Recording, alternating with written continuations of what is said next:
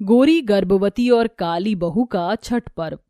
शुक्र है घर के पास आ गए, मेरे तो पैर में बहुत दर्द हो गया। चल चल कर नैना बहू, ये सामान तू पकड़ ले। अरे माँ जी, मुझे क्यों? इस काली कलूटी बहू को दे, इसके दोनों हाथ खाली हैं, बस एक साड़ी ही तो है इसके हाथ में। हाँ ये तो बिल्कुल ठीक बोली। ए ब्लैकबेरी, चल सामान पकड़। जी माँ जी। तीनों सास बहू अपने घर के अंदर जाने वाले थे, इतने में पड़ोसन कमला संतोषी को आवाज देती है। ए रिया संतोषी, अपनी काली बहू के साथ क्या खरीद के लाई है? अरे कुछ नहीं, बस थोड़ा सा घर का जरूरी सामान लेकर आई थी। सामान वगैरह तो ठीक है, पर ये बता, तेरी दोनों बहू की शादी एक साथ हुई थी, किसी ने भी अभी तक तुझे पोते पोतियों का सुख नहीं दिया। पिछले साल मेरी बहू की शादी हुई थी, आज डिलीवरी है उसकी। आखिर क्या माजरा है तेरा? मेरा क्या माजरा होगा, कितना डॉक्टर को दिखा रही हूँ, पता नहीं क्या बात है जो अभी तक पोते पोती का सुख नहीं देख पा रही। मेरी मान तो अगले हफ्ते ही छठ पूजा है, छठी मैया का ध्यान करके अपनी दोनों बहू से व्रत करवा ले। देख, छठी माँ हर निसंतान की झोल संतान से भर देती है, बिल्कुल सच बता रही हूँ मैं। अगर आंटी जी ऐसा है तो बताइए ना, इसकी विधि क्या होती है, कैसे करते हैं? मैं छठ मैया का व्रत करना चाहती हूँ। इस घर में अपना बच्चा लाकर माँ जी से नजदीकियाँ बढ़ाना चाहती है। ये नहीं, इससे पहले तो मैं ही इस घर में अपना बेटा लेकर आऊंगी, इसलिए मुझे भी ये छठ पूजा का व्रत रखना होगा। सुनिए आंटी जी, मुझे भी बताइए ना, मैं भी पूरी विधि से ये सब कुछ करना चाहती हूँ। अच्छा तो सुनो, तुम्हारे जैसी महिलाओं के लिए ही होता है जिससे संतान नहीं होती, उसे इस व्रत के रखने से संतान की प्राप्ति होती है। ये भाई दूज के तीसरे दिन और 4 दिन तक होता है। पहले दिन सिंधा नमक घी से बना अक्खा चावल लौकी की सब्जी प्रसाद के रूप में ली जाती है। दूसरे दिन उपवास शुरू होता है, खीर बनाई जाती है, जिसका व्रत होता है वो खाता है। और तीसरे दिन डूबते हुए सूरज को पानी में खड़ा रहकर सूरज को अर्घ दिया जाता है। फिर आखिरी दिन उगते हुए सूरज को जल अर्पण किया जाता है, जिसे प्रत्युषा अर्घ भी कहते हैं। और इसमें किस सामग्री की आवश्यकता होती है? जैसे कि तुम दोनों की मन्नत है तो तुम एक डलिया लोगी, इसमें पूजा का सामान हो गया, सूखा नारियल, मूली पत्तों के समेत अगरबत्ती, कच्चा दूध, फल, केला और गन्ना इत्यादि, जो कि तुम्हें पानी में खड़े रहकर अर्पण करना होगा। प्रसाद में ठेकुआ और खीर पूरी बनाकर आखिरी दिन सबको बांटना होगा। शुक्रिया आंटी, हम इस व्रत को जरूर करेंगे। ये सुनकर दोनों बहू और सास अपने घर में आ जाते हैं। बाप रे बाप, मैं तो थक गई इतनी देर खड़ी होकर। ये कलूटी, जा मेरे लिए शरबत बना कर ला। और मुझे तो भूख लग रही है, मेरे लिए नूडल्स बना दो। जी दीदी।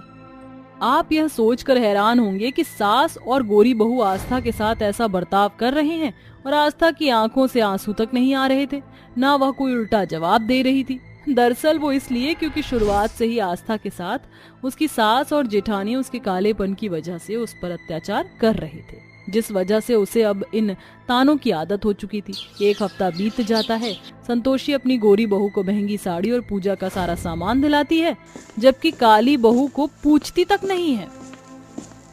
कोई बात नहीं, भले ही माँ जी ने मुझे पैसे नहीं दिए, पर मैंने अपने आप सामान सारा जुटा लिया है। बस छठी मैया आप मेरी झोली में संतान डाल दीजिए और परिवार का सुख भी। पहले दिन में नहाए खाए और अगले दिन खरना की विधि पूरी करती है। फिर तीसरे दिन पानी में खड़ा रहकर डूबते हुए सूरज को अर्घ्य देती है और अगले दिन उगते हुए सूरज को अर्घ्य देती है। हे छठी मैया, हमारे परिवार पर अपनी कृपा बनाए रखिए और मुझे संतान प्राप्ति का सुख दीजिए। कर ली तुम दोनों ने पूजा? जी माँ जी। नियम से पूजा करके दोनों बहू सास के साथ घर लौट आई हैं। वक्त गुजरता है और एक ही दिन दोनों बहू गर्भवती होने की खुशखबरी देती हैं। अरे वाह, मेरी दोनों बहू एक साथ गर्भवती हैं। जय हो छठी मैया, ये सब आपके आशीर्वाद से हुआ है। पर अब इस काली का बच्चा आ जाएगा तो वो भी काला ही होगा। माँ जी, आप मुझे जो बोलती थी बोल लीजिए, पर अब मेरे बच्चे को कुछ मत कहिए। आप उसे प्यार देना बहुत सारा। ओ कल्ला माई, अब क्या मैं तेरे इशारों पर नाचूंगी?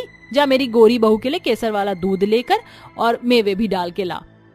आस्था ट्रे में 2 ग्लास केसर का दूध लेकर आती है। अरे ये दूसरा ग्लास किसका है? माँ जी, मैंने अपने लिए भी बनाया है ना। क्यों रे? तेरे दूध पीने के बाद तेरा बच्चा गोरा होकर नहीं डाउनलोड होगा। ये गिलास मैं पी लेती हूँ, सारा केसर तुझ पर मैं फ्री फंड में क्यों न्यौछावर करूँ? ये सुनकर आस्था की आंखों से आंसू झलक जाते हैं और वह कमरे में चली जाती है। छठी मैया, आखिर मैंने किसी का क्या बिगाड़ा है? कुछ भी तो नहीं। मेरे साथ ऐसा भेदभाव क्यों होता है? मैं नहीं चाहती मेरे बच्चे के साथ भी यही हो। छठी मैया कृपा करो। 3 महीने गुजर जाते हैं। सास जेठानी दोनों घर का सारा काम गर्भवती होने के बाद भी आस्था से ही करवाती थी। गोरी बहू कुछ नहीं करती थी।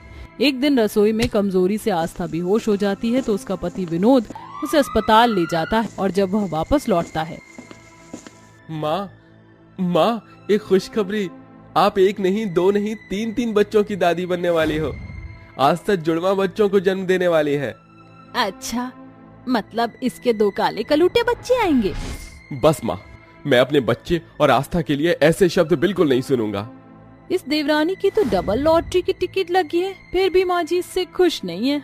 चलो अच्छा है। विनोद के सामने संतोषी अपनी काली बहू को कुछ नहीं कहती थी, पर उसकी पीठ पीछे भी वह पूरे घर का काम उससे ही करवाती थी और काली बहू परेशानी के साथ गर्भवती में भी घर का सारा काम करती थी। बर्तन उठाना, कपड़े धोना इत्यादि।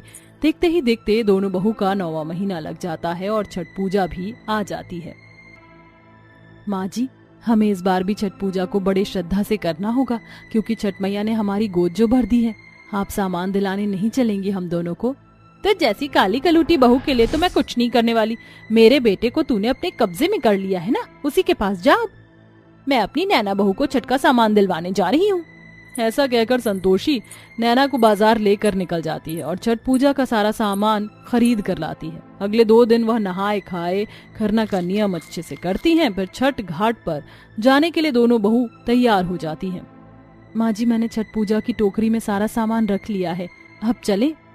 तू बाद में आइयो, पहले यहाँ की सफाई तो कर दे। यहाँ कूड़ा हो रखा है घर के बाहर, जब तक हम दोनों घाट पर पहुँच रहे हैं। नैना बहू, सर पर टोकरी ले ले। जी माँ जी, बहुत मुश्किल हो रहा है मेरा ये लेकर वहां तक जाना। पर माँ जी, शाम हो रही है, मुझे सूर्य देवता को जल चढ़ाना है। जितना बोल रही हूँ उतना कर ले।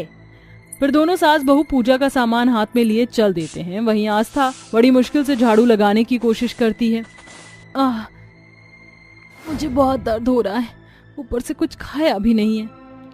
आस्था चकरा जाती है कि उसका पति आकर उसे संभाल लेता है और झाड़ू छुड़ाकर पूजा की डलिया लेकर उसे छठ पूजा के घाट ले जाता है, जहां वह डूबते हुए सूरज को पानी में खड़े होकर अर्घ देती है। तभी नैना भी धीरे धीरे उतरकर छठ पूजा की टोकरी को हाथ में लेती है कि उसका पैर स्लिप होता है, पर तभी आस्था हाथ पकड़कर उसे बचा लेती है।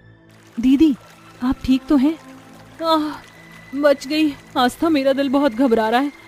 छठी मैया का लाख लाख शुक्र है कि मैं बच गई। अगर आज तुम ना होती तो मैं इस गहरे पानी में पता नहीं कहाँ चली जाती। मैंने तुम्हारे साथ इतना बुरा किया है, उसके बाद भी तुमने मुझे बचाया। तुम्हारी जगह शायद मैं होती तो ऐसा नहीं करती। मुझे माफ कर दो, आज मेरा घमंड चकनाचूर हो गया। दीदी, यही तो अंतर है मुझ में और आप में। और मैं आपके बच्चे के साथ कुछ गलत कैसे होने दे सकती थी? आखिर हमारे बच्चे छठी मैया का प्रसाद है हमारे लिए। खैर छोड़िए ना पुरानी बातें दीदी। मुझे भी माफ कर दे बहू, मैं तुझे और तेरे दोनों बच्चों को बहुत प्यार करूंगी। छठी मैया, आपने मेरी दोनों बहू की गोद भर दी, उसके लिए आपका बहुत बहुत धन्यवाद। इस तरह तीनों सास बहू एक दूसरे के गले लग जाती हैं और बाकी की छठ पूजा की विधि को पूरा करती हैं। और कुछ दिनों बाद दोनों बहू एक बेटी और 2 बेटों को जन्म देती हैं, जिससे संतोषी ढोल नगाड़े बजवाती है। तो देखा दोस्तों आपने, अगर हमारे कर्म अच्छे हों तो भगवान भी हमें फल देने से झिझकते नहीं हैं, क्योंकि कर्म का फल चाहे अच्छा हो या बुरा हो, वो हमेशा मिलता ही है।